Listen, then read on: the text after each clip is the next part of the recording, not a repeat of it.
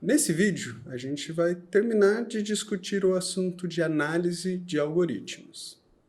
A gente viu que a análise de algoritmos é um conjunto de métodos de avaliar se um algoritmo efetivamente consegue resolver um problema. A gente discutiu nos vídeos anteriores a análise de desempenho. Na análise de desempenho, a gente estava preocupado em saber qual que é o custo em número de instruções que um algoritmo tem para chegar a uma solução de um problema.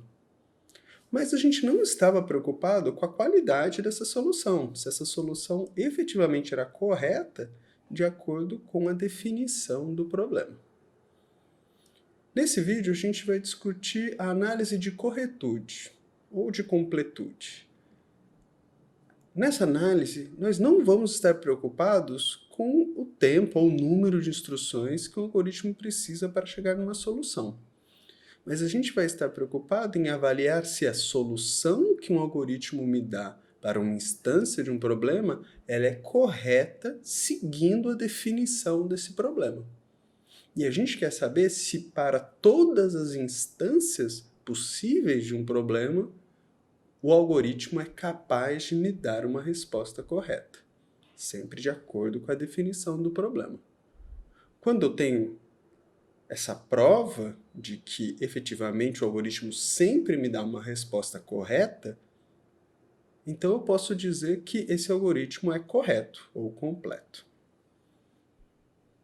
Assim como na análise de desempenho, nós vamos utilizar como exemplo o problema de busca e os dois algoritmos que a gente apresentou, considerando a situação de uma busca de uma chave em uma sequência ordenada.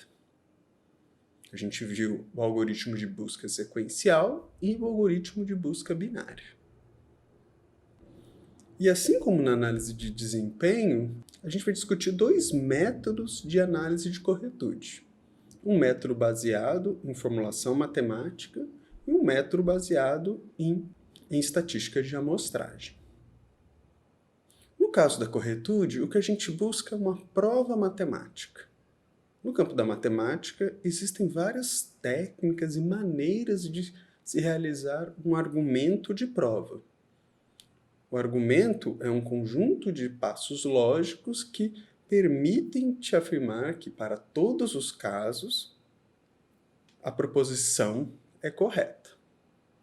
A gente vai aqui tentar avaliar os dois algoritmos utilizando uma metodologia matemática de prova. No fim, a gente vai discutir outras técnicas baseadas em amostragem, uma análise empírica de corretude. A análise empírica ela é útil em situações em que ou a definição não é muito clara, ou a complexidade do software ou do programa é muito grande e você não consegue chegar numa dedução matemática. Então, para a análise desses dois algoritmos, o que a gente precisa primeiro é lembrar da definição do problema de busca. Lembra? O problema de busca ele recebia como entrada o meu vetor e a minha chave. Considerando que esse meu vetor ele tinha um tamanho n. E como saída, ela me retorna um booleano. Isso é, um valor de verdadeiro ou falso. Essa saída, ela vai ser verdadeira quando a chave de busca estiver contida no vetor. E ela vai me retornar falso quando a chave de busca não estiver contida no vetor. Então, o que eu preciso demonstrar é que para todas as instâncias possíveis, o algoritmo que a gente vai estar trabalhando vai retornar de acordo com essas duas instâncias. Veja que para isso eu preciso imaginar quais são todas as instâncias possíveis, quais são todas as condições que efetivamente podem ocorrer. A grande dificuldade para considerar todas as instâncias é que existem infinitas instâncias. Então eu preciso de alguma metodologia que seja possível ser expandida para várias possibilidades. Então, para isso, a gente vai considerar o uso da indução matemática. A indução matemática é um método de prova que é utilizado para demonstrar uma verdade de uma afirmação. No caso da afirmação, é que os algoritmos retornam uma saída de acordo com a definição do problema de busca. Então vamos ver como que a indução matemática funciona. A indução matemática, ela tem três aspectos importantes. O primeiro aspecto importante é o caso base. No caso base, eu preciso demonstrar que para um certo conjunto de instâncias, o algoritmo é capaz de me dar uma resposta correta de acordo com a definição. Eu preciso ser completo aqui, eu preciso que todas as instâncias incluídas nesse caso base sejam corretas. O segundo passo é o que eu chamo de hipótese indutiva. Uma hipótese é uma preposição. É quando eu afirmo que algo é verdadeiro, sem que efetivamente eu tenha uma prova disso. No caso da hipótese indutiva, eu vou dizer: há uma situação específica em que eu assumo que o algoritmo é correto. Da mesma forma que a gente trabalhou com um aspecto importante da busca numa sequência na análise de desempenho, aqui a gente vai escolher como aspecto o tamanho do vetor. Então, normalmente no caso base, o que eu faço é demonstrar que o algoritmo para um vetor de um tamanho específico, seja de tamanho 0, seja de tamanho 1, em todas as possibilidades existentes, eu consigo demonstrar que a resposta é correta. Então, quando eu vou no caso base, eu vou olhar para o caso que o n igual a 0, ou o n igual a 1.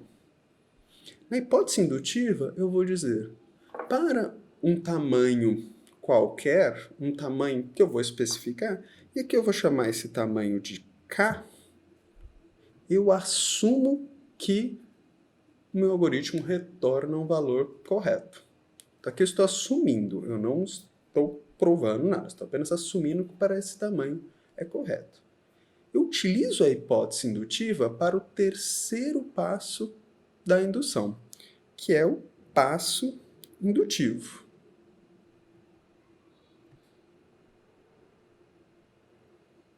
No passo indutivo, eu vou demonstrar que, se a hipótese indutiva for verdadeira, então, para a situação em que k mais 1, considerando que a hipótese indutiva é verdadeira, eu vou demonstrar que a situação k mais 1, quer dizer, vamos adicionar mais um tamanho no n, ela também é verdadeira. Agora veja que interessante. Se eu consigo demonstrar que para um tamanho 0 ou 1 ele é verdadeiro, ele é correto, e eu falar, dado um tamanho k, eu consigo, se para um tamanho k ele é verdadeiro, eu consigo mostrar que para k mais 1 também é verdadeiro. Então, se para 0 é verdadeiro, eu sei que 1 também é verdadeiro, pelo passo indutivo. Se 1 é verdadeiro, eu sei que 2 é verdadeiro, pelo passo indutivo. Se 2 é verdadeiro, eu sei que 3 é verdadeiro, pelo passo indutivo. E assim, infinitamente. Então, o poder desse argumento da indução é que eu consigo mostrar que, a partir do 0 e andando para frente, todas as posições são verdadeiras. Então, o meu algoritmo é correto. Então vamos ver na prática como que isso funciona com a nossa busca sequencial. Para isso vamos lembrar qual é o nosso algoritmo. para essa situação da indução matemática, é mais fácil a gente trabalhar com a implementação recursiva, porque para apresentar o passo indutivo é mais fácil. Então vamos lá. Então, o nosso algoritmo recursivo, ele é um booleano, ele é uma busca que ela recebe um vetor v de tamanho n e uma chave x, certo? E eu vou ter, na primeira linha, se o n for igual a zero, eu retorno falso. Se o v de zero for igual a x, eu retorno verdadeiro. 3. Se o v de zero for maior do que o x, eu também retorno falso. Lembramos que o vetor é ordenado. E como quarto, eu vou, nesse caso, retornar a busca, mas agora mais uma posição n-1 de tamanho x. Então, eu preciso avaliar 3 coisas para construir a minha prova. A primeira coisa que eu preciso é o meu passo indutivo. Não. A primeira coisa que eu preciso é a minha base indutiva.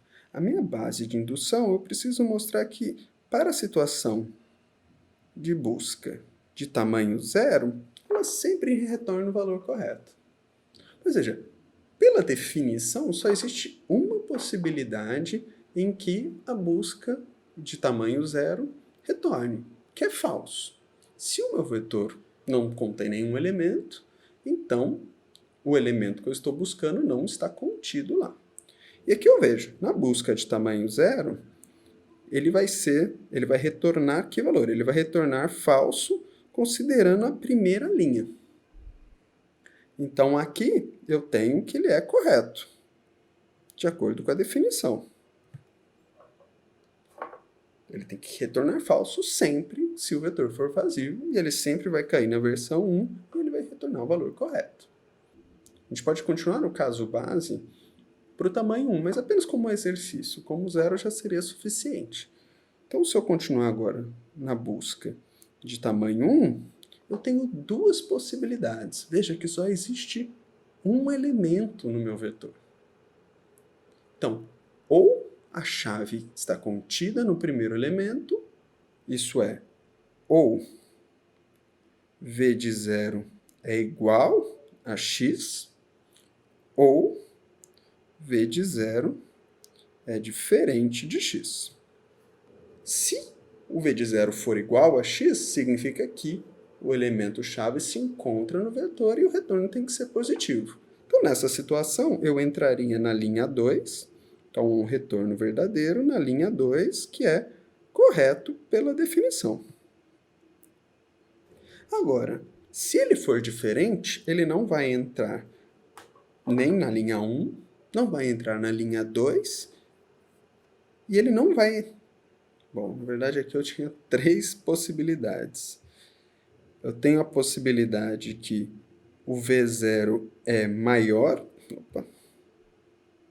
V0 é maior do que o x. Se o V0 for maior que o x, eu sei que ele não está para frente.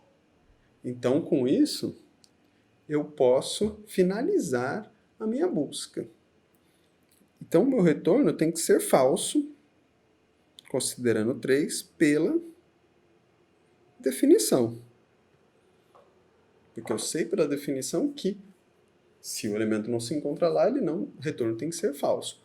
Como todos os elementos à frente são maiores do que o valor que eu estou buscando, então ele não se encontra lá, e retorno tem que ser falso.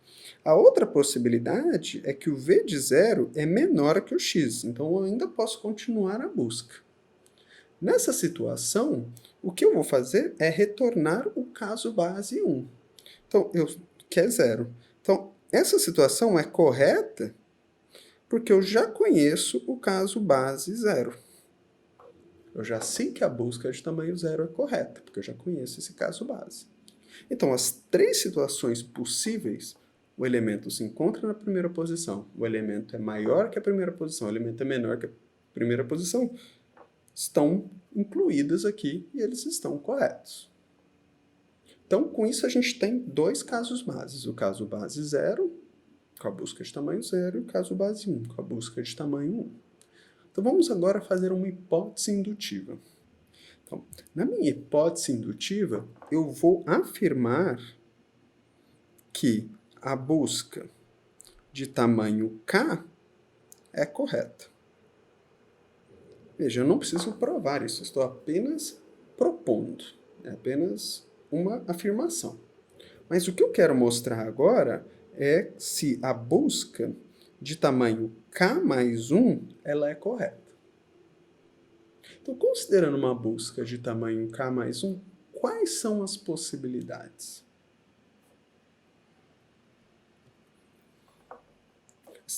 Novamente, eu tenho aquelas mesmas três possibilidades que eu avaliei.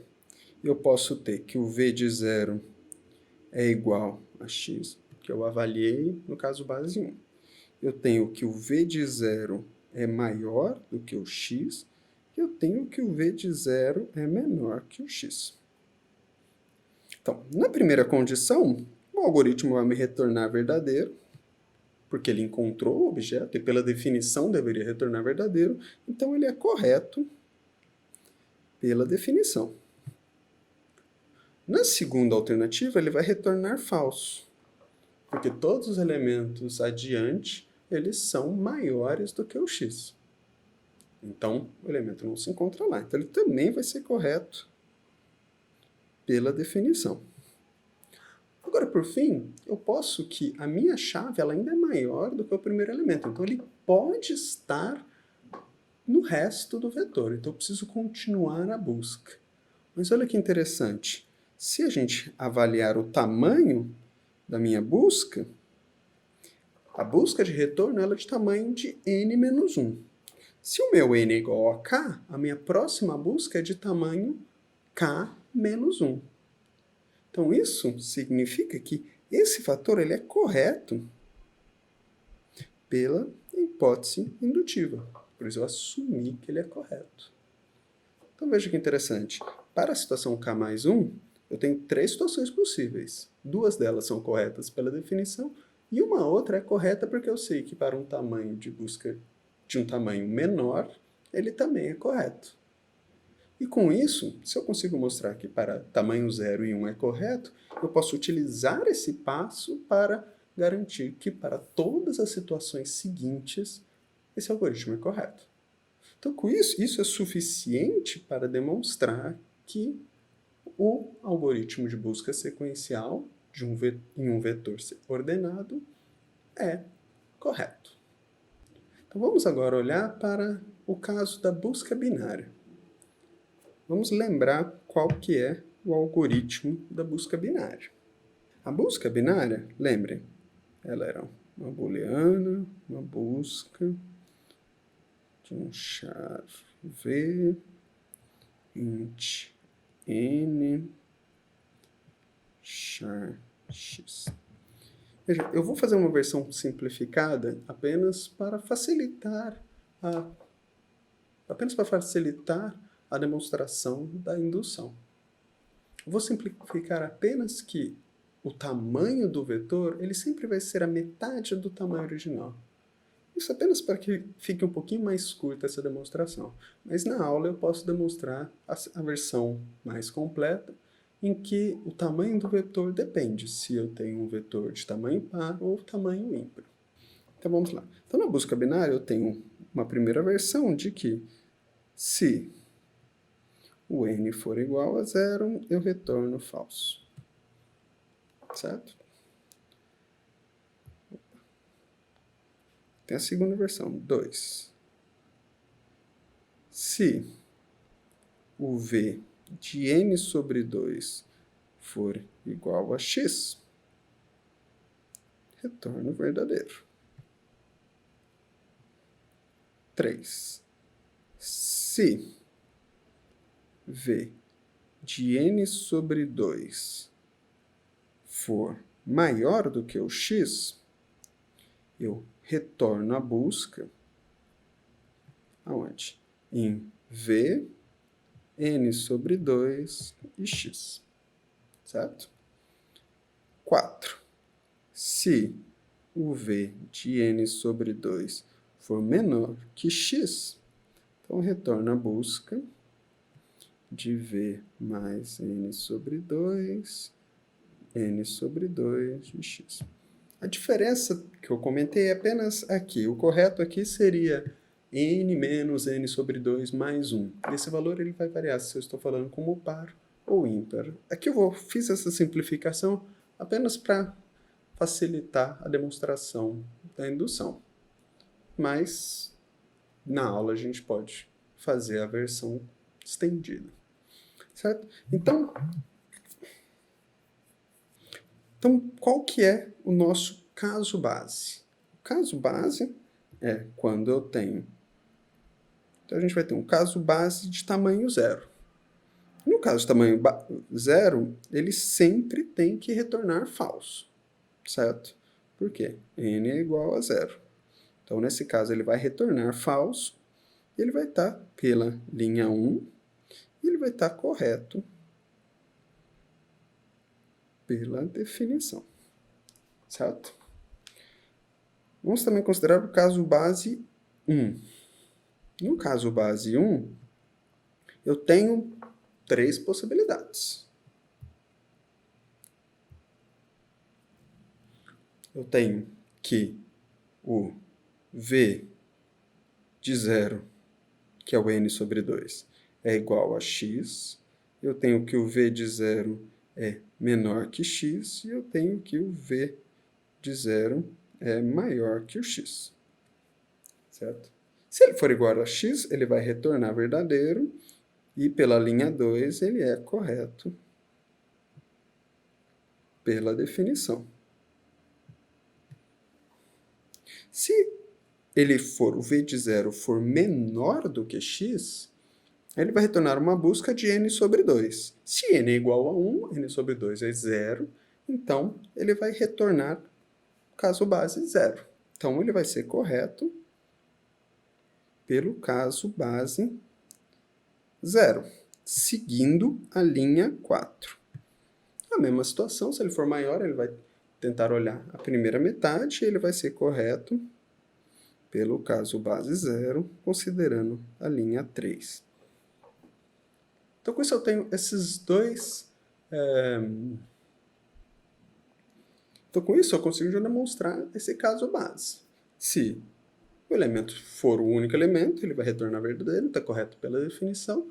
Se ele for maior ou menor, ele vai retornar uma busca, seja a primeira metade ou a segunda metade, que tem tamanho 0, pois só tem um elemento, e isso vai cair no caso base anterior, que eu já sei que é correto. Então, com isso, a gente pode construir a nossa hipótese indutiva. A hipótese indutiva aqui ela vai ser um pouquinho diferente. Por quê? Porque, veja, aqui a gente não está trabalhando com um incremento de apenas um elemento. A gente está incrementando a partir de uma metade. Então, eu não consigo fazer um passo indutivo de apenas mais um elemento. Eu preciso fazer um passo indutivo que ele inclua uma metade. Então, para isso, a gente, na verdade, tem duas formas de se fazer isso. A nossa hipótese, eu não vou afirmar que para um tamanho k ela é verdadeira. Eu vou afirmar que a busca de um tamanho x, sendo que x é menor ou igual a k, sendo que x é menor ou igual que k, ele é correto. Isso é uma versão que a gente chama de indução mais fraca, porque eu estou considerando todo um conjunto de elementos. Eu poderia também realizar uma indução forte, que também dá para a gente construir aqui, de que para x igual a k, ou n igual a k, ele era verdadeiro.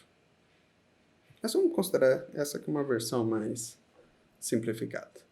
Então, agora o que a gente precisa mostrar no meu passo embutido é tentar mostrar que a busca de 2K ela é correta. Porque veja, se a busca de 2K for correta, e eu sei que a busca de K e todos antes são corretas, e eu tenho uma relação no algoritmo entre n e n sobre 2, então eu também consigo continuar aquela extensão, começando do 0 e 1 até o infinito. A gente vai chegar lá. Então vamos lá. Então na minha busca de 2K, eu tenho quais possibilidades? Eu tenho a possibilidade que o V de 2K sobre 2 é igual a x. Eu tenho a possibilidade que o V de 2K sobre 2 é maior que o x. E eu tenho a possibilidade que o V de 2K sobre 2 é menor que o x. Certo? Se ele for igual ao x, ele vai retornar verdadeiro, e isso aqui é correto pela definição. E veja, nessas duas situações, eu vou retornar uma busca de n sobre 2. Se meu n é 2k, então nessas duas situações, eu vou retornar uma busca de tamanho k. Mas veja, eu já mostrei, eu assumi pela minha hipótese indutiva que para todos os elementos que são menores ou igual a k, ele é correto. Então isso aqui é correto pela hipótese indutiva. Por isso que veja, eu posso ter falado x é menor ou igual a k ou x é igual a k. Os dois funcionariam. Mas o x igual a k ele só funciona por essa simplificação que eu fiz de dizer que o próximo tamanho é sempre n sobre 2. Se a minha busca fosse n menos n sobre 2, então ele poderia cair, em vez de ser k menos 1. Então, beleza. Então, será que isso eu consigo provar todas as situações? Vamos dar uma olhada. Então, se eu tiver um tamanho aleatório, vamos pegar um tamanho, não sei, eu quero mostrar que o 8 é verdadeiro. Para mostrar que o 8 é verdadeiro, ele depende de que o 4 seja verdadeiro. O 4 depende de que o 2 seja verdadeiro, que depende de que o 1 é verdadeiro, que é o meu caso base.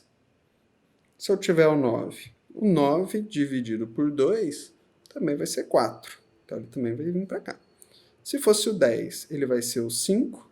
O 5 dividido por 2 vai 2. E assim por diante. Todos os números para frente, você vai dividindo até que você vai chegar numa situação que a divisão inteira vai cair em 0 ou 1. Que a gente sabe que é verdadeira pelo caso base.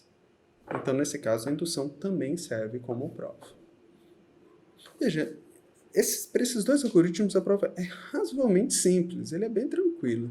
E não é algo que você faz no dia a dia, não é algo que todo algoritmo que você fizer, você vai ter que provar matematicamente que ele funciona. Mas esse exercício é apenas para que vocês entendam que, eventualmente, você precisa utilizar um algoritmo, seja para ordenar, ou seja para realizar alguma coisa, e você vai acabar lendo na internet. Ele tem uma prova matemática de que ele é correto. Algumas provas são páginas e páginas, e algumas nem foram feitas ainda. Então, tem algoritmos que são utilizados que nem mesmo se tem a garantia de que a resposta é correta. Mas, para aqueles que têm essa prova, então se você vê, esse é um algoritmo com prova de corretude. Então, significa que existe algum argumento, seja no formato de indução, seja algum tipo de dedução, que demonstre que ele é correto. Então, mas e no dia a dia? Então, a gente utiliza isso no dia a dia? Não, apenas na situação para saber se eu posso utilizar um algoritmo ou não. Então, sabendo das últimas aulas e dessa, eu consigo olhar, por exemplo, estou buscando um algoritmo de ordenação. Agora eu sei que se eu ler, ele tem um pior caso logarítmico, um melhor caso constante, e ele tem uma prova matemática que ele é correto. Então significa que esses passos que a gente fez nessas aulas foram realizados e você já pode ter alguma ideia do que essas palavras significam. Mas no dia a dia, a prova de corretude ela é muito útil para programas bastante difíceis. No campo da engenharia de software, a definição de problemas é a definição da usabilidade de um software, como que um software tem que se comportar. E muitas vezes isso envolve até mesmo uma interação com humanos. A prova de corretude nessa situação é o que a gente chama de testes. Testes são formas de avaliação do comportamento de um software de acordo com a definição do seu funcionamento. Então, se a gente tem os requisitos de como o software tem que funcionar, a gente pode, uma vez implementado o software, testar inúmeras instâncias e avaliar se a saída ou o comportamento do software está de acordo com aquela definição. Então, quando a gente está fazendo testes, e essa é uma área importantíssima para o desenvolvimento de programas, eu estou nada mais do que fazendo uma análise de algoritmo, uma análise do software, utilizando um método empírico. A grande dificuldade dos testes é exatamente construir um conjunto de instâncias que sejam bastante representativas e que elas possam cobrir uma gama enorme de funcionalidades de acordo com a minha definição. Isso é um grande desafio. Mas o fato é que, de maneira empírica, é impossível provar a corretude ou a completude de um algoritmo ou de um software, porque as instâncias necessárias são infinitas. Mas é possível, pelo menos, ter uma estimativa suficiente para ter uma segurança se eu posso utilizar esse software numa situação real ou não. Então, com isso, a gente encerra essa sessão de análise de algoritmos e de análise dos algoritmos de busca. O que a gente vai continuar agora é avaliar os algoritmos de ordenação de sequências. A graça vai ser que, ao contrário da busca binária e sequencial, que é muito óbvio qual é melhor que o outro, na análise desses algoritmos de ordenação vai ter situações em que um pode ser melhor do que o outro. E a gente vai tentar aprender como que isso acontece. Então, até o próximo vídeo.